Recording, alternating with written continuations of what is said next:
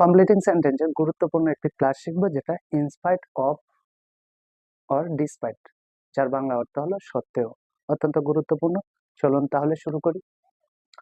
In spite of his poverty, অর্থাৎ in spite of বা despite দ্বারা যদি ইনকমপ্লিট সেন্টেন্সটাকে কমপ্লিট করার সময় অবশ্যই বিপরীতার্থক বাক্য দিয়ে কমপ্লিট করতে হবে। তাহলে দেখো, ইনস্পাইট অফ হিজ পভার্টি, তার দারিদ্রতা সত্ত্বেও, তার দারিদ্রতা সত্ত্বেও হি ইজ অনেস্ট, তার দারিদ্রতা সত্ত্বেও হি ইজ অনেস্ট, তার দারিদ্রতা সত্ত্বেও সে সৎ।